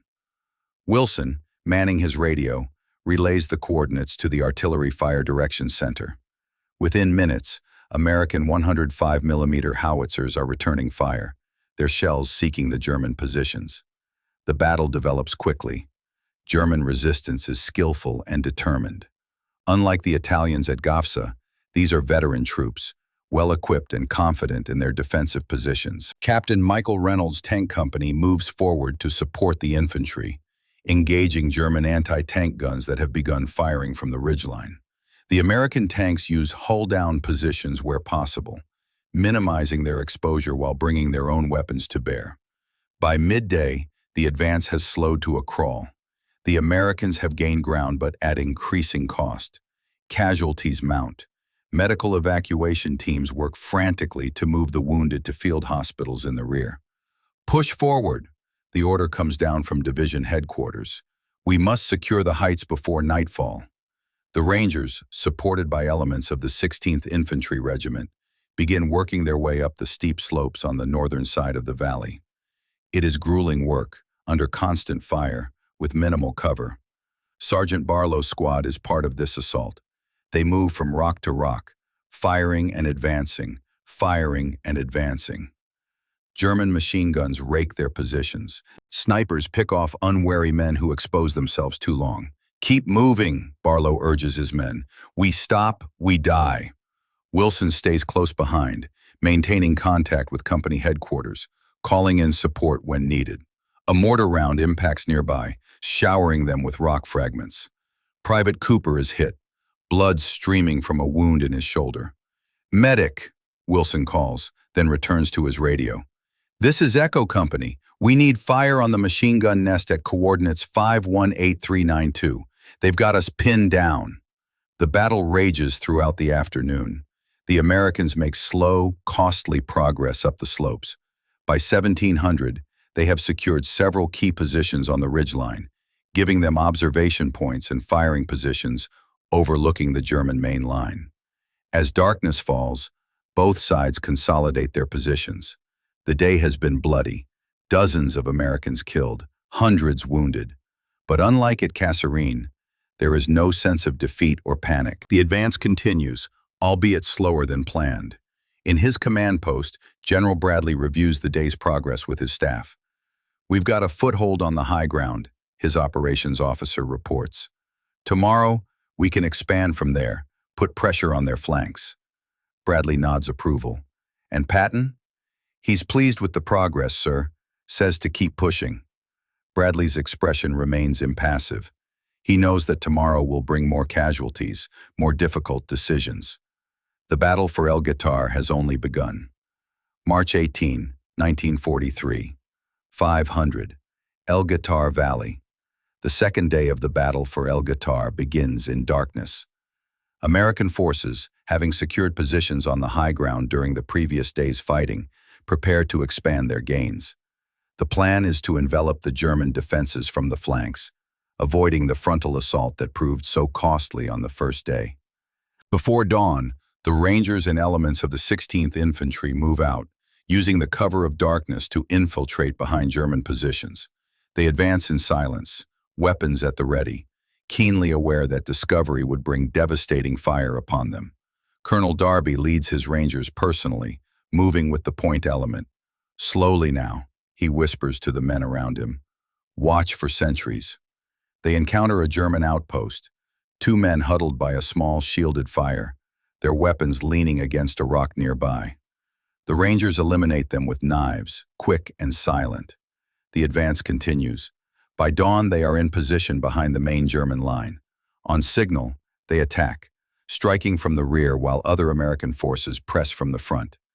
The German defenders, caught in this hammer and anvil, fight with desperate courage. Machine guns sweep the approaches, mortars rain down, but their position is ultimately untenable. By mid-morning, significant breaches have been created in the German line. American infantry and armor exploit these openings, pushing forward into the valley beyond. Sergeant Barlow's squad is part of this advance, moving through an area cleared by the Rangers' flanking maneuver. They encounter a group of German soldiers attempting to establish a new defensive position. "Take cover!" Barlow shouts as machine gun fire erupts from a stone farmhouse ahead. The squad deploys, using rocks and depressions in the ground for protection. Private Wilson, still manning the radio, calls in the contact to company headquarters. "Use the bazooka," Barlow orders. "Take out that building." Private Jenkins, the squad's bazooka operator, moves into position. The rocket launcher, a recent innovation in the American arsenal, is designed specifically for situations like this. Jenkins aims carefully, squeezing the trigger. The rocket streaks toward the farmhouse, impacting with a thunderous explosion. Stone fragments fly in all directions. The machine gun falls silent. "Move up," Barlow orders. "Secure that position." As the squad advances, they find 4 German soldiers dead in the ruins, and 3 others wounded but alive. The wounded are disarmed and given basic first aid before being sent to the rear under guard. Similar scenes play out across the battlefield as American forces press their advantage. By early afternoon, they have advanced nearly 3 miles beyond the original German defensive line. The momentum of the attack is building. Then, at 14:30, the German counterattack comes. A battle group from the 10th Panzer Division, held in reserve specifically for this purpose, strikes the advancing American forces on their left flank. 30 tanks, supported by mechanized infantry, crash into the extended American lines. "Enemy armor on the left," the call goes out over the radio. "Multiple panzers with infantry support." Wilson relays the message to battalion headquarters, then passes orders back to Barlow. "Fall back to defensive positions. All units form anti-tank screen." The fighting intensifies as American forces scramble to meet this new threat. The 1st Armored Division's tanks move to engage the German armor. Artillery shifts targets, laying down fire to slow the German advance. For a time, it seems the American attack might be turned into a repeat of Kasserine, a promising advance shattered by a sudden German counterattack. But there is a crucial difference. This time, the Americans are prepared. Their forces are not overextended. Their command and control remain intact. Their response is coordinated and effective. The battle rages into the evening, with neither side gaining decisive advantage. By nightfall, a stalemate has developed. The American advance halted but not reversed. The German counterattack contained but not defeated. As darkness settles over the battlefield, both sides tend to their wounded, replenish ammunition, and prepare for the next day's fighting. The struggle for El Guitar continues, a grinding contest of will and endurance as much as tactics and firepower.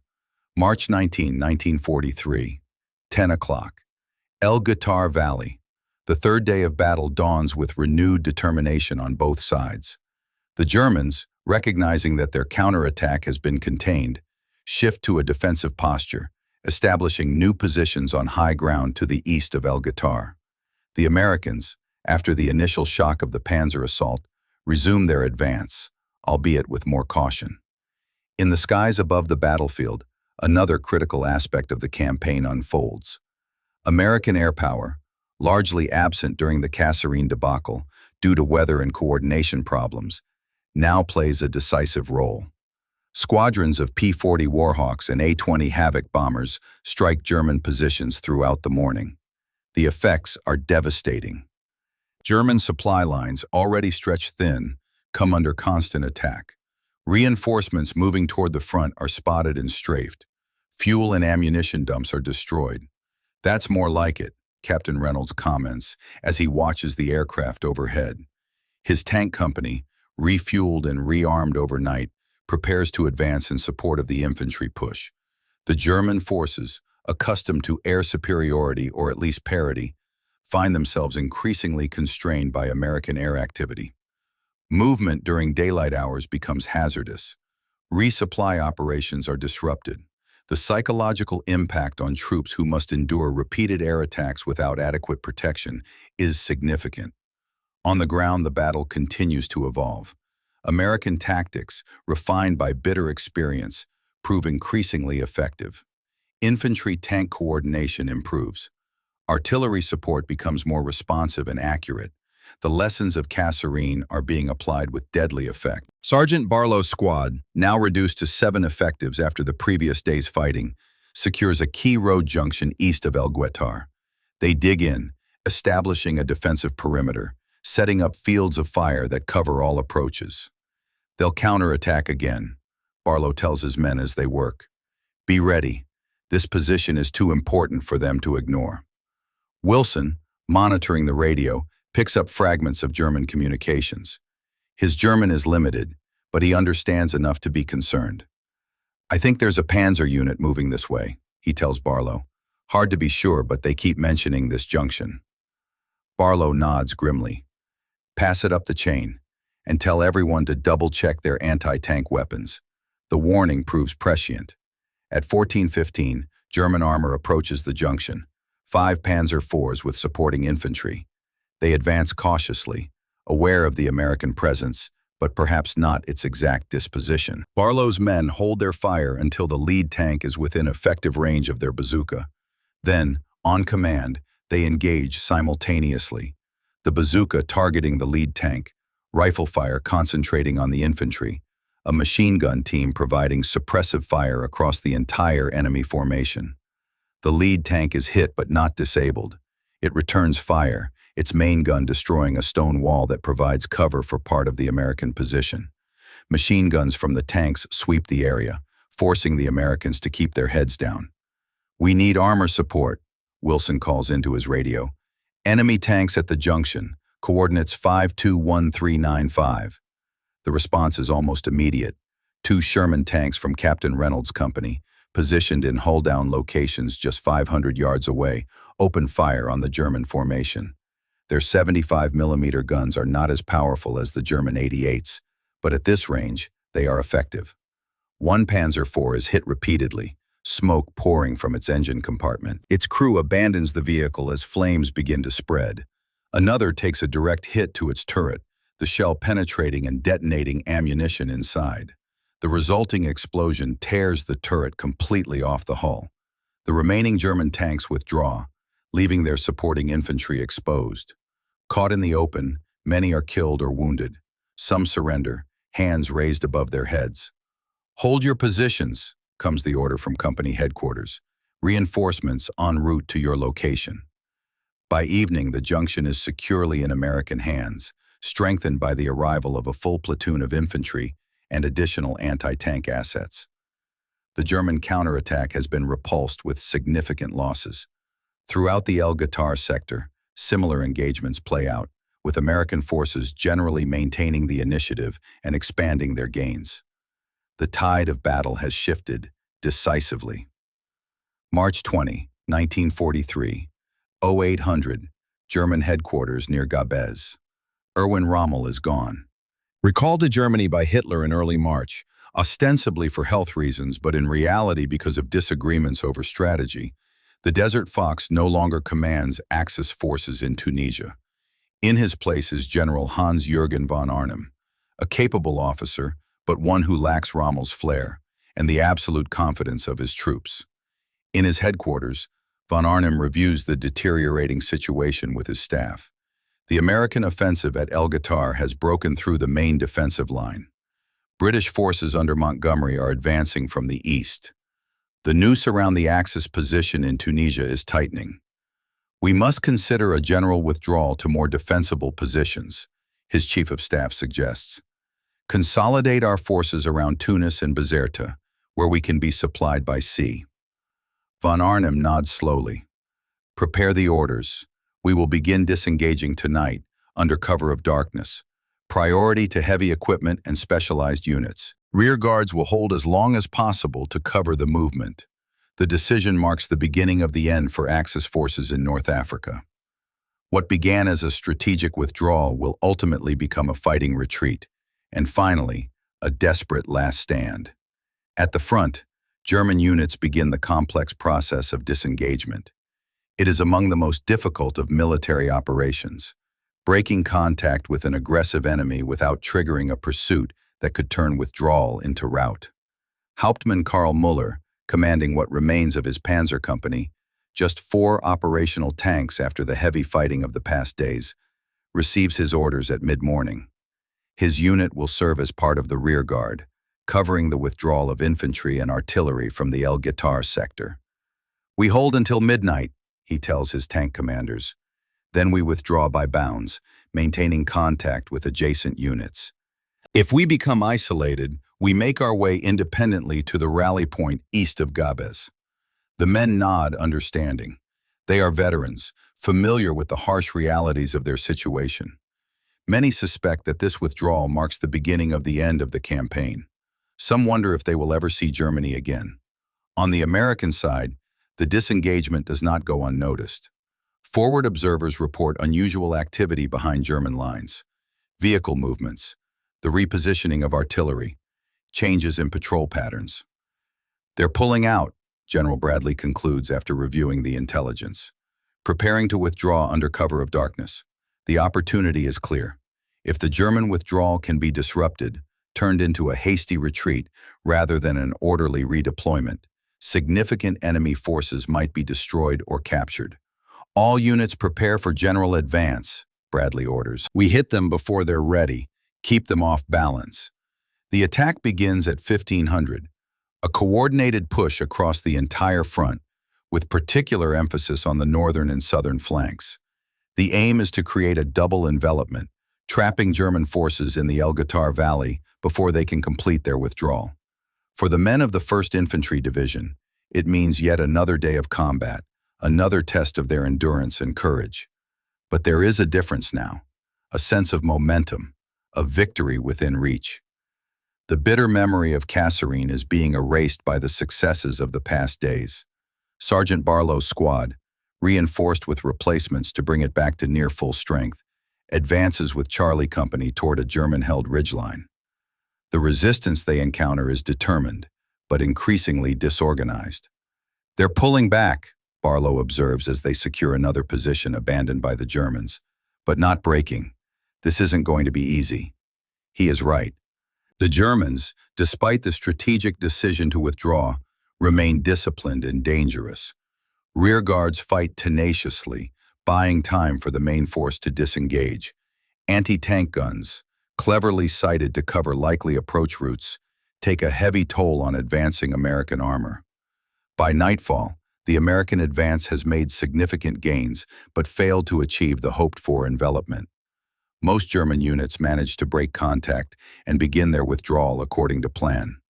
The battle for El Guitar is effectively over.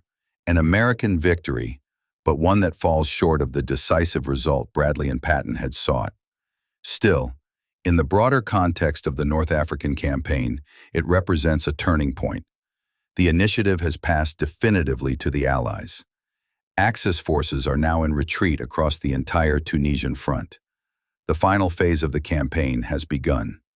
March 23, 1943, 10 o'clock, II Corps headquarters. 3 days after the German withdrawal from El Guitar, General George Patton stands before a wall map, studying the evolving situation in Tunisia. Colored pins and markers indicate the positions of American, British, and Axis forces. The picture they form is increasingly favorable for the Allies. "We've got them on the run now," Patton tells his staff officers.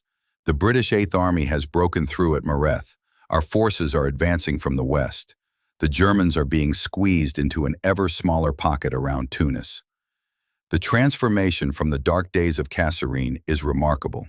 In just over a month, the American forces in Tunisia have evolved from a defeated, demoralized collection of units into a cohesive, effective fighting force that has dealt the vaunted Afrika Korps a significant defeat.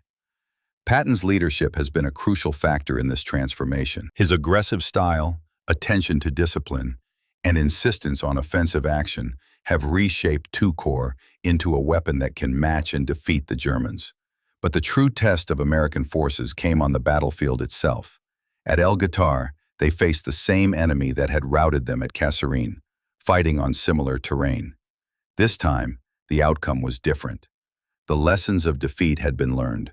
The price paid at Kasserine, in blood and humiliation, had yielded dividends of experience and determination.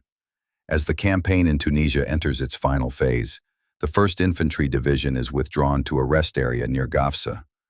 The men of the Big Red One have earned a respite after their pivotal role in the El Guitar fighting. In a field hospital near Tabessa, Private Thomas Jenkins prepares for evacuation to the United States. His wounds have healed enough for the long journey home. As he waits for the transport plane that will take him first to Algiers and then across the Atlantic, he reflects on his experiences. "We weren't ready," he tells Captain Sarah Mitchell during her final visit to his bedside. "Not at Kasserine. We thought we were, but we weren't. We learned the hard way." Mitchell nods understanding. "And now?" "Now they're ready," Jenkins says with conviction. "The guys who are still out there. They know what they're up against, and they know how to fight back. They'll be okay." His words prove prophetic. Over the next 6 weeks, Allied forces systematically reduced the Axis position in Tunisia. American, British, and French units apply relentless pressure from all sides. German and Italian forces, cut off from effective resupply, fight with the courage of desperation, but are gradually overwhelmed by superior numbers and materiel. On May 13, 1943, the last Axis resistance in North Africa collapses. Over 275,000 German and Italian troops surrender, a catastrophe second only to Stalingrad in its scale. Among those captured is Hauptmann Karl Müller, one of the few survivors of his panzer company. As he is processed into a prisoner of war camp near Matur, he encounters an American officer who speaks German. "It was Kasserine that turned the tide," Müller tells the American. "You learned more from that defeat than we did from victory." The American nods. "A hard lesson," he acknowledges, "but one we won't forget." For the men who fought at Kasserine Pass and El Guitar, the war will continue. In Sicily, Italy, France, and ultimately Germany itself. Many will not live to see final victory, But the legacy of those battles in the mountains of Tunisia will endure, a testament to the resilience of the human spirit and the ability to transform defeat into the foundation of future success. April 2nd, 1997. Kasserine Pass, Tunisia. The wind still howls through the narrow mountain passes of central Tunisia, much as it did more than 5 decades ago. But now it blows over a landscape at peace. A small group of elderly American men, accompanied by family members and a military escort, makes its way slowly through the Kasserine Pass. They are veterans of the 1st Infantry Division, returning to the site of their most bitter defeat and subsequent redemption. Frank Barlow, now 76 years old, stands on a rocky outcropping overlooking the pass. His hair is white, his shoulders stooped with age, but his eyes are clear and sharp as they scan the terrain, recognizing landmarks that have remained unchanged despite the passage of time. "It doesn't look the same," he tells his grandson, who supports him with a steady hand. "And yet it does. The mountains haven't changed, just us." Nearby, Henry Wilson, the young radio operator who survived El Guitar and went on to fight across Europe, places a small American flag at the base of a memorial that commemorates the men who died here. His hands tremble slightly. Whether from age or emotion is difficult to tell. "They were so young," he says to no one in particular. "We all were. We didn't know anything." The veterans gather for a brief ceremony. A military chaplain says a prayer for those who fell. The names of the dead are read, a roll call of honor that takes nearly 30 minutes to complete. Many of the veterans weep openly as they remember friends lost so long ago. After the ceremony, they share stories, not just of the horror and fear they experienced, but of the comradeship, the moments of unexpected humor, the small kindnesses that made the unbearable somehow bearable. "We lost the battle, but won the war," Barlow tells a young lieutenant from the current 1st Infantry Division, who has accompanied the veterans as an escort. "Remember that. Sometimes you learn more from defeat than from victory." The lieutenant nods respectfully, though it is clear that the reality of what happened here, the confusion, the terror, the sheer physical and psychological trauma of combat, is beyond his comprehension. How could it be otherwise? Some experiences can never be truly conveyed to those who have not shared them. As the sun begins to set over the dorsal mountains, casting long shadows across the pass, the veterans prepare to depart.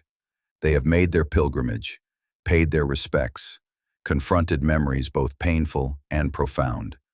What happened at Kasserine Pass and El Guitar in those desperate days of February and March 1943 has faded from public memory. Few today can locate Tunisia on a map, let alone explain the significance of these obscure battles in the vast tableau of World War II. But for the men who fought here, and for their adversaries across the lines, these battles represented a pivotal moment, both in the war and in their own lives. They came to Tunisia as boys and left as men, transformed by experiences that would shape them for the remainder of their days. The true horror of Kasserine was not just the physical destruction, the burned tanks, the shattered bodies, the landscapes torn by shell fire, but the psychological trauma inflicted on those who survived. The terror of being overrun by an enemy who seemed invincible, the guilt of surviving when comrades did not, the struggle to find meaning in seemingly senseless suffering. Yet from this horror emerged something remarkable, the transformation of defeat into the foundation for future victory. The bitter lessons learned in these mountains would serve American forces well in the campaigns to come, saving countless lives and contributing to the ultimate Allied triumph. As the last vehicle departs, carrying the veterans back to their hotel in Tunis, the Kasserine Pass returns to silence. The wind continues its eternal keening through the rocks. The mountains stand impassive, bearing mute witness to human courage and folly. The Battle of Kasserine Pass is over. Its echoes, however, continue to resonate through time, a testament to the resilience of the human spirit and the capacity to find meaning and redemption even in the darkest moments of human experience.